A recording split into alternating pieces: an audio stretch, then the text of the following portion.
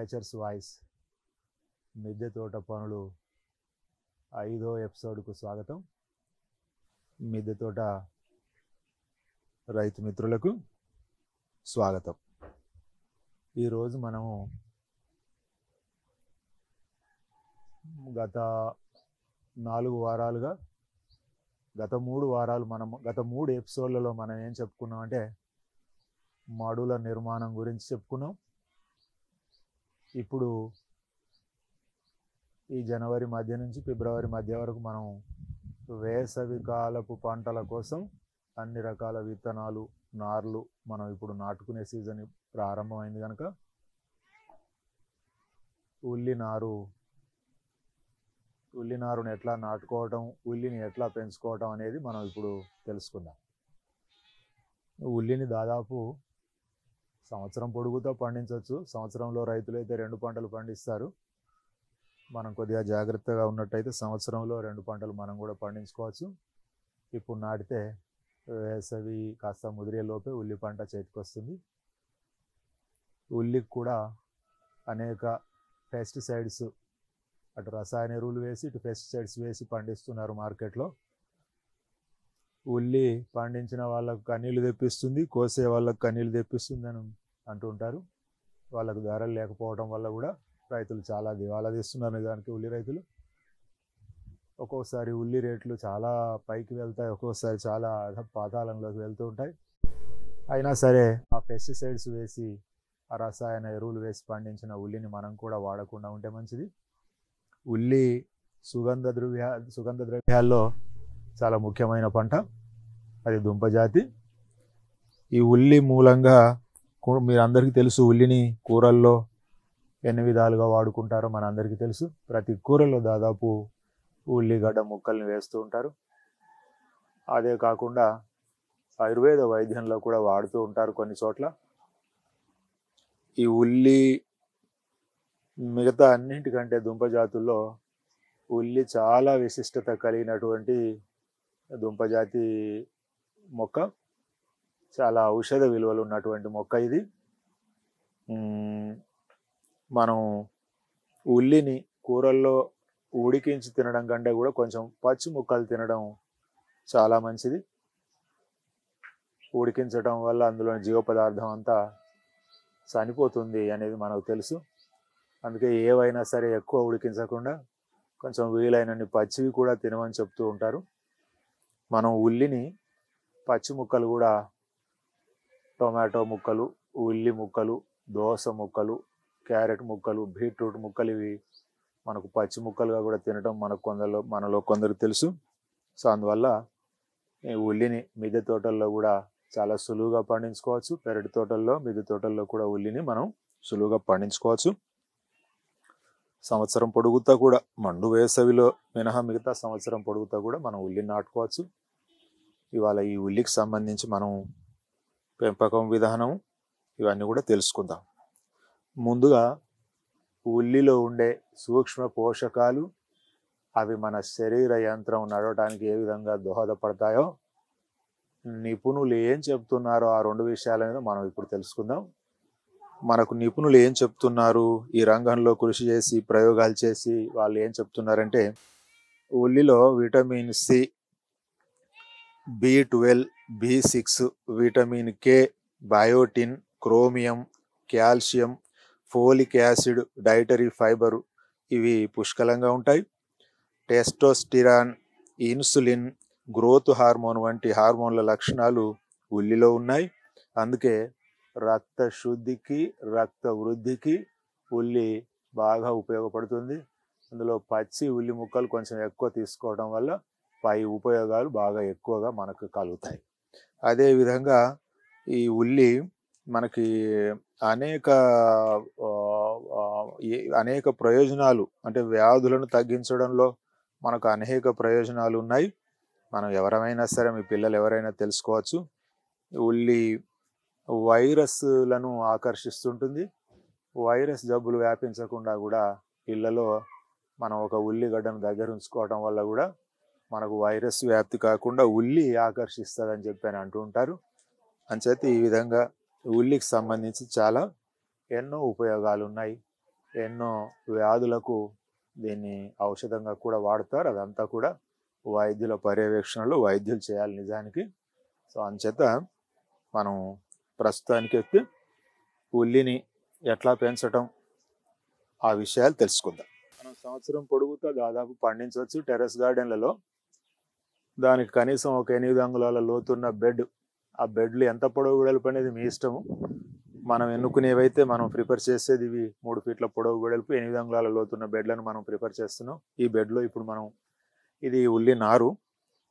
నెల రోజుల క్రితం ఇక్కడ ఉల్లి నారు పోసిన నేను 5-6 రకాల కూరగాయల విత్తనాలతో పాటు ఉల్లి నారు కూడా పోస్తే ఉల్లి నారు మటుకు మొలవలేదు. అంచేత నేను కూరగాయల మార్కెట్లో రైతులు అమ్ముతుంటే ఈ ఉల్లి నారు నిన్న తీసుకొచ్చాను. అంచేత ఇప్పుడు మళ్ళా ఉల్లి నారు పోయడం కంటే కూడా ఎక్కడైనా దొరికితే తెచ్చుకొని కూడా నాటుకోవచ్చు. ఇప్పుడు పోసింది నెల తర్వాత కూడా మళ్ళీ మనం నాటుకోవచ్చు. ఉల్లి గింజలు మార్కెట్లో మీకు షాపుల్లో దొరుకుతాయి. మనం కూడా స్వయంగా ఉల్లి గడ్డలను బలమైన గడ్డలను నాటి ఉల్లిని పెంచి అవి పువ్వు దశ దాకా వచ్చిన తర్వాత మనం వాటిని విత్తనాలుగా కూడా మనం సొంతంగా కూడా ఉల్లి విత్తనాలు తయారు చేసుకోవచ్చు. లేదా షాపుల్లో కూడా ఉల్లి విత్తనాలు కొనుక్కోవచ్చు. ఉల్లిని మొదట చిన్న విత్తనాలు కనుక నారు పోసుకోవాలి. 25 రోజులు నెల రోజులు ముందే మనం సీజన్ కంటే ముందే నారు పోసుకుని నారు పెంచి తిరిగి పెరుగుకొని నాటుకోవాల్సి ఉంటుంది. సో ఇది నేను పోసిన నారు మొలకపోవడం వల్ల నేను కొనుక్కొచ్చాను కనుక ప్లాట్లు నాకు అన్ని మడులు సిద్ధంగా కూడా కొన్ని ఖాళీ ప్లాట్లు ఉన్నాయి కనుక ఇప్పుడు ఈ టబ్బులో ఈ ఉల్లిని నాటడం గురించి మనం తెలుసుకుందాం. ఈ నారు దాదాపు నెల రోజుల వయసున్న నారు ఇది నాటుకోవచ్చు. సరే కొంత ఇది పీకి 2-3 రోజులు అవుతుంది. వాళ్ళు రైతులు తెచ్చి మనకు అమ్మి మనం తెచ్చేసరికి ఇందులో కొంచెం 1-2 మొక్కలు చనిపోయే ప్రమాదం కూడా ఉంది. అయినా సరే మనం వీటిని నాటుకోవచ్చు. ఈ ఉల్లిని నాటుకునే ముందు మనం ఈ బెడ్ ఎట్లా ప్రిపేర్ చేసుకోవాలి అంటే అన్ని మొక్కలకు మనం బెడ్లను ఎలా ప్రిపేర్ చేసుకుంటామో మట్టి ఎరువు పోసి 4-5 వంతుల మట్టి 1 వంతు మాగిన పశువుల ఎరువు పోసి మనం బెడ్లను తయారు చేసుకుంటాము. మనం ఉల్లికి కూడా అట్లాగే బెడ్ను ప్రిపేర్ చేసుకోవాలి.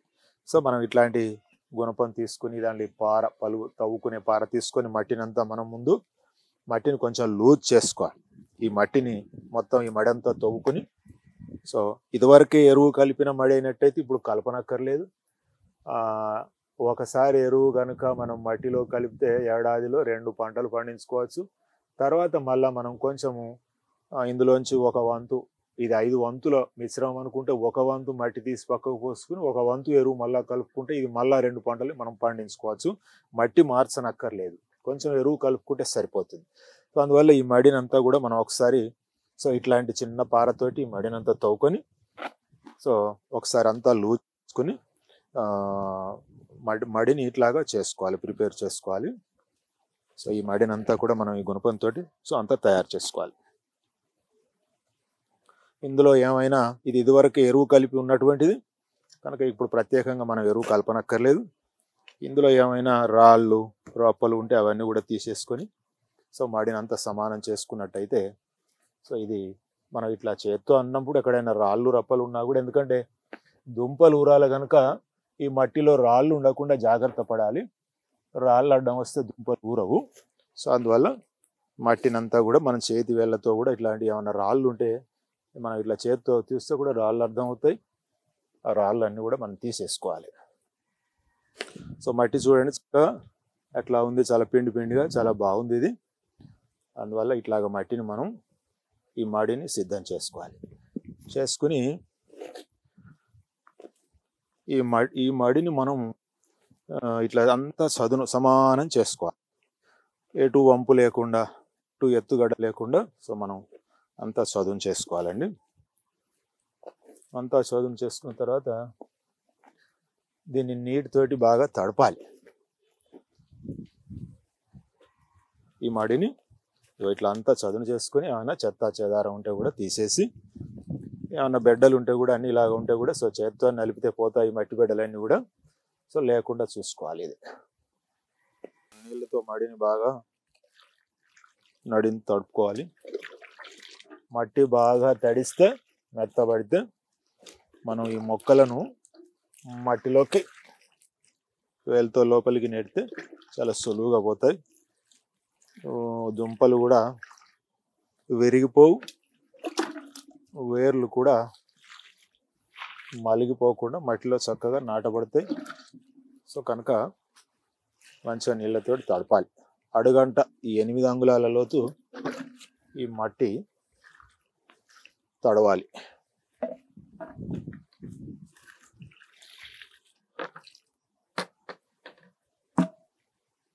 సో ఈ విధంగా మనం ఈ నారు ఇది చూడండి, ఉల్లి దుంపలు చిన్న చిన్న దుంపలు కూడా అయినాయి. మనం ఈ దుంపలతో సహా కూడా సో నాటుకోవాలి. నాటుకునే ముందు ఎంతెంత దూరం నాటుకోవాలనే సమస్య కూడా ఉంటుంది కదా, కొత్త వాళ్ళకి అన్ని సమస్యలే అనుకున్నాం కదా. సో అందువల్ల ఈ ఉల్లి నారును ఎంతెంత దూరానికి ఒకటి మనం నాటుకోవాలనుకున్నప్పుడు 3 అంగుళాల దూరానికి ఒకటి చొప్పున కనుక ఉల్లి నారు మొక్కలను నాటుకుంటే దుంపలు కాస్త ఇంత కోడిగుడ్డు సైజులో ఆ సైజులో వచ్చినా కూడా ఒక దుంప లోపల మట్టిలో టచ్ కాకుండా కొంచెం గ్యాప్ ఉండేటట్టు చూసుకోవాలి. చూసుకొని మనము సో ఈ వేలు మనం ఒక వేలుతో హోల్ చేసి కూడా హోల్లో నాటుకోవచ్చు. లేదా ఇట్లా పట్టి అనుభవం ఉన్న వాళ్ళైతే ఇలా ఈ వేలుతో ఇలా నెడతారు లోపలికి. నెట్టేటప్పుడు ఈ దుంప విరిగిపోకూడదు. ఈ దుంప విరిగిపోయింది అంటే, ఈ కాండం విరిగిపోయిందంటే చచ్చిపోతుంది కనుక సో ఒక వేలుతో హోల్ చేసుకుని మనం నాటుకోవచ్చు. సో ఇప్పుడు ఇట్లా 3 అంగుళాలకు ఒకటి చొప్పున మనం నాటుకోవాలనుకున్నాం కనుక సో ఇట్లా లోతుగా కనీసం ఇంత లోతు నాటితే ఈ భాగం కింద గడ్డ ఊరి ఈ దుంపలు ఎప్పుడు కూడా మట్టి లోపల ఉండాలి. అంచేత మనం కొంచెం లోపల కనీసం 1 అంగుళంన్నర లోపలికి నాటినట్టయితే లోపల దుంపలు మట్టిలో ఊరుతాయి, బాగా ఊరుతాయి. సో కనుక మనం ఇలా పట్టుకుని హోల్ చేసి దీంట్లో పెట్టుకుని సో మట్టితో మనం సో ఇలా కాస్త మట్టి నెట్టేసేయాలి. సో ఇట్లా మీరు మొత్తం మడి అంతా కూడా 3 అంగుళాలకు ఒకటి చొప్పున సో ఇట్లా నాటుకుంటూ వెళ్ళొచ్చు. మనం ఇందులో ఎన్ని వరుసలు పడితే వరుసలు లైన్లుగా మనం నాటుకున్నట్టయితే మనం అంతరకృషి చేసుకునేటప్పుడు కూడా ఇట్లా లైన్ల మధ్య ఇలా పారతో తవ్వుకోవడానికి కూడా చక్కగా ఉంటాయి. లైన్లు నాటుకున్నట్టయితే సో అందువల్ల మనం ఇట్లా సో ఒక వేలుతో ఇలా హోల్ చేసి రెండో వేలుతో దీన్ని పెట్టి సో ఇట్లా మట్టిని అదుముకోవటం. మట్టిని మంచిగా అదుమాలి. లోపల గాలి ఉన్నట్టయితే మొక్కలు చచ్చిపోయే ప్రమాదం ఉంటుంది కనుక సో మట్టిని మంచిగా అదుముకోవాలి. సో ఇట్లా ఇది ఒక వరుస అవుతుంది. సో ఇట్లా వరుసలు నాటుకోవటం.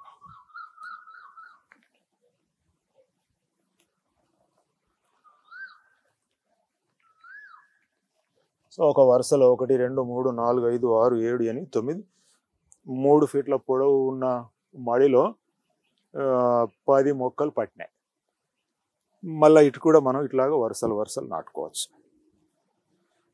సో ఇటు ఒక వరుస నాటాం కదా, ఇటు ఒక వరుస నాటుకున్నట్టయితే ఇప్పుడు మీకు వరుసలు నాటుకోవడానికి చక్కగా మీకు అర్థం అవుతుంది. ఇటు ఒక వరుస అంటే మనం అడ్డం పొడుగు ఎటు చూసినా కూడా చక్కగా వరుసలు తిరిగి ఉంటే మనకి సమాన దూరాలలో మొక్కలు నాటుకున్న వాళ్ళం అవుతాం. మనం పారతో రేపు ఇలా అంతర కృషి చేసుకోవడానికి కూడా ఈ లైన్లు ఉంటే చాలా ఉపయోగపడుతుంది.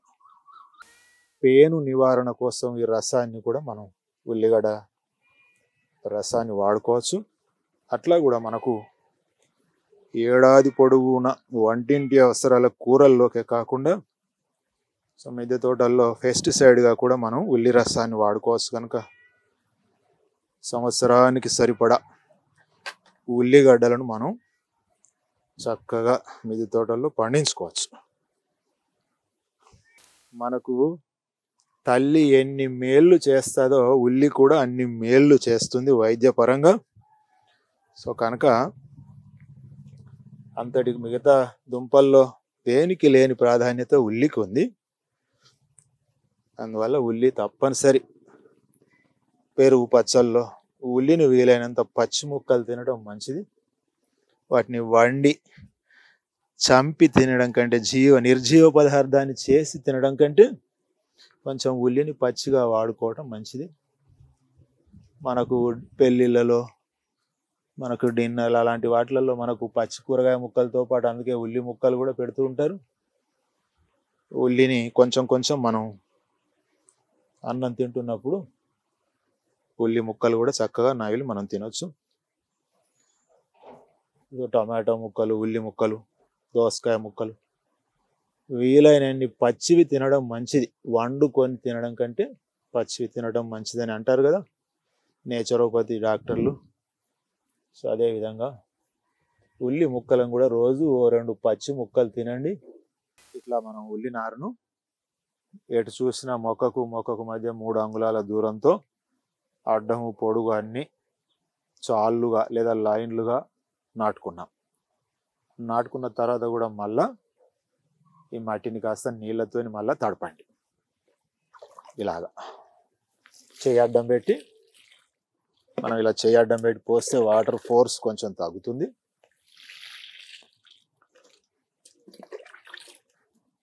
ఎందుకంటే నాటిన తర్వాత కాస్త మట్టి మళ్ళీ అంతా సర్దుకోవడానికి మనం సో ఇట్లా నీళ్లు పోయటం వల్ల మట్టి ఏమైనా మనం ఒత్తడంలో విత్తిన తర్వాత మట్టిని ఒత్తటంలో ఏమైనా పొరపాట్లు జరిగి లూజు ఉండి గాలి ఉంటే ఈ నీళ్లు పోయటం వల్ల మట్టి అంతా సర్దుకుని అంతా మట్టి కూర్చుంటుంది, చక్కగా బిగిసిపోతుంది. సో ఇప్పుడు నాటడం ఒక దశ పూర్తయిపోయింది. ఇది సాధారణంగా 90 రోజుల నుంచి 100-110 రోజుల్లో వస్తుంది ఉల్లి పంటకాలం. దీనికి పెద్దగా నిజంగా ఏమీ తెగుళ్ళు ఏమి రావు. నిజానికి మనం మిద్దె తోటల్లో పెంచడం వల్ల పెద్ద తెగుళ్ళు అయితే ఏమి రావు. నీరు నిలవకుండా చూసుకోవాలి. నీరు నిలిస్తే గడ్డలు కుళ్ళిపోతాయి. ఇప్పుడు నాటిన తర్వాత 3 రోజులకు మళ్ళీ స్వల్పంగా నీరు పెట్టండి. తర్వాత 4-5 రోజులకు ఒకసారి చొప్పున స్వల్పంగా నీరు పెట్టడం మంచిది. ఎక్కువ నీరు నిలిచి ఉంటే మురుగుతాయి గడ్డలు, కనుక ఎక్కువ నీరు పెట్టొద్దు. మీరు మట్టిని ఇలా పట్టుకుంటే తేమ ఉన్నది లేనిది తెలుస్తుంది. తేమ ఉంటే నీరు పెట్టకూడదు, తేమ లేకపోతేనే నీరు పెట్టాలి. ప్రతి 10 రోజులకు ఒకసారి ఈ వరుసల మధ్య కాస్త మట్టిని లూజ్ చేస్తూ ఉండాలి. దానివల్ల మొక్కల దుంపలకు వేళ్ళకు కాస్త వేలాడి మట్టి లూజ్గా ఉండాలి. లూజ్గా ఎప్పుడు ఉంచితే దుంపలు కొంచెం ఎక్కువ ఊరుతాయి. మనం నాటి ఎప్పుడు నీళ్లు పోస్తూ ఉండడం వల్ల కొంచెం ఎండటం వల్ల మట్టి బిగుసిపోతుంది. మనం ఎంత ఎరువు కలిపినా కాస్త బిగుసిపోతుంది. కనుక ఎప్పుడు కూడా అంతర కృషి 10 రోజులకు ఒకసారి, వారం రోజులకు ఒకసారి కాస్త ఈ వరుసల మధ్య తేలిగ్గా దుంపలు దెబ్బ తినకుండా మనం అంతర కృషి ఏదైనా ఇలాంటి ఇప్పుడు ఇలా ఉంది కదా ఈ గొర్రె లాంటిది, పార లాంటిది, ఈ వరుసల మధ్య కాస్త లైట్గా దీన్ని మనం ఆడించినట్టయితే మనకి మట్టి కూడా ఎప్పటికీ మృదువుగా ఉంటుంది, దుంపలు బాగా ఊరుతాయి. ఇక దీనికి మనం ఏమి ఎరువులు వేయనక్కర్లేదు. మనం మొదలే ఎరువు నింపుకున్నాం కనుక పశువుల ఎరువు, ఇంకేమి ఎరువు వేయక్కర్లేదు. పెస్టిసైడ్స్ విషయంలో కూడా మనం ఎప్పుడైనా మీకు ఏదైనా పేను లాంటి తెగులు ఏదైనా ఆశిస్తే కాస్త వేప కాషాయాన్ని నీళ్ళలో కలుపుకొని మీరు వేపాకులు నూరి దాని నుంచి రసం తీసుకుని కాస్త స్ప్రే చేయొచ్చు, సరిపోతుంది. పెద్దగా చీడపీడలు లేకుండా సులువుగా పండించుకునే పంట ఉల్లి పంట.